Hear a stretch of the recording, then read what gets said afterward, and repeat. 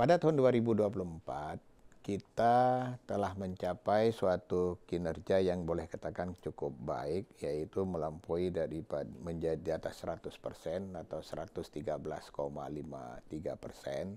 Ini merupakan kinerja yang sudah diaudit oleh KAP, ya, jadi Kantor Akuntan Publik.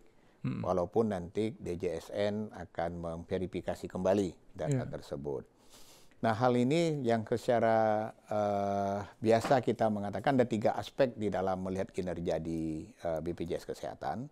Yang pertama kita lihat aspek peserta. Arti peserta yang sudah mendaftar ke BPJS Kesehatan itu ada sekitar 278,1 juta. Jadi lebih daripada 98%. Sementara pada tahun 2024 RPJMN kita menetapkan sekitar 98%. Berarti kita melampaui daripada target pemerintah tersebut.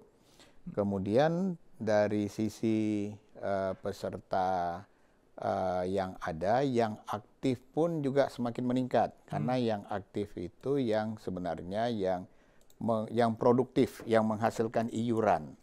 Ya, banyak yang tidak aktif dengan berbagai penyebab yang tidak aktif, terutama mereka-mereka yang kemampuan bayarnya rendah. Ya. Kemudian dari sisi iuran kita juga mendapatkan suatu pertumbuhan yang cukup baik, yaitu menjadi 165 triliun kita pada tahun 2024. Kemudian kita juga dari sisi biaya manfaat, jadi ada 3 tadi, peserta, iuran, dan biaya manfaat.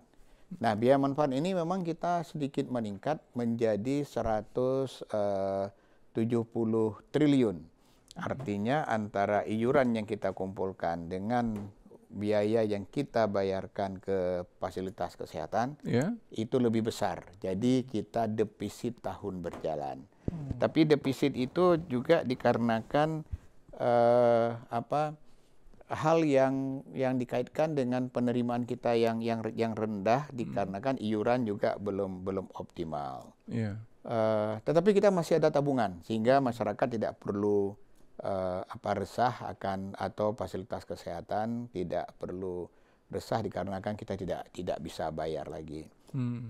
Kemudian dari sisi hal yang lain yang kita juga mendapatkan suatu kinerja yang baik, yaitu kita sebut dengan yang di WTM-nya, jadi wajar tanpa modifikasi, yang terus-menerus sejak PT Askes terbentuk sampai dengan BPJS 11 tahun, kita dengan predikat wajar tanpa modifikasi.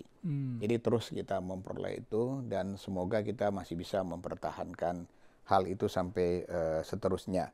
Dan ini kira-kira beberapa aspek yang kita capai di tahun 2024, dan mudah-mudahan di tahun ini pun juga akan lebih baik dari yang tahun berikutnya. Walaupun kita tahu tantangan 2025 ini lebih sedikit menantang dibandingkan tahun 2024. Demikian kira-kira dengan kinerja kita di 2024.